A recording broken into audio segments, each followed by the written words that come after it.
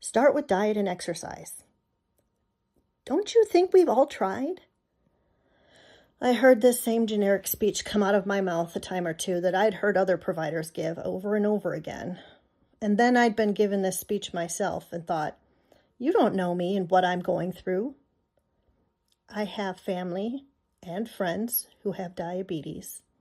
I'm a nurse practitioner and a diabetes specialist.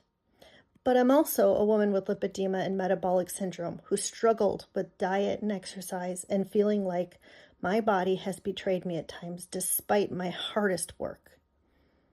Health is a puzzle, and it's different for every person. Some of my patients are easier to walk through diabetes management and activities that they think they can do, and some are hard. In diabetes care, you never really know if you're getting through to them. I see about 15 different patients throughout my day in the clinic, each one unique and each with their own story and challenges. I love figuring out what motivates each individual I work with and seeing them flourish. Listening, like I want to be listened to, includes silence and space to tell what's important for their lives now that they're living with diabetes, and it's just as important as any medications.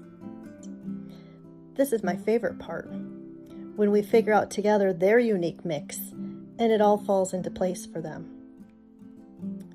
Then I go to the next person, pick up a piece, and start all over again. There's a 38-year-old woman exhausted, overweight, and frustrated with being told to just lose weight. I had a real heart-to-heart about diet within her culture, and together we built a plan around her life and her goals. I've had to have the same conversation with myself. There's the newly retired man who did everything right for his type 2 diabetes. Perfect eating, perfect exercise. Yet his A1C stayed in the 9s because he was actually type 1. There's also the older adult who managed their diabetes really well for so long until they started to experience cognitive changes. Then they lost their partner and the support that they needed as they've grown older, and the management of their diabetes has completely unraveled. I have worked with a lot of patients who are unhoused or very low income. How do they manage their medications when they live in their cars, don't have access to good food, or even a refrigerator to keep anything? And how exactly are they going to join a gym?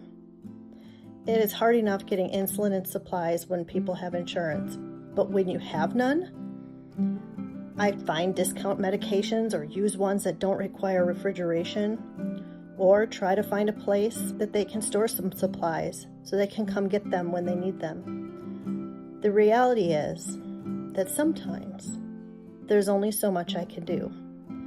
Patient after patient. The frustration with the system, with the disease, it's real.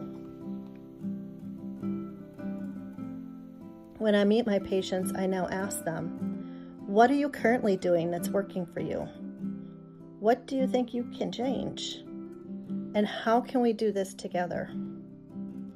And for myself, start with the small wins, one piece at a time.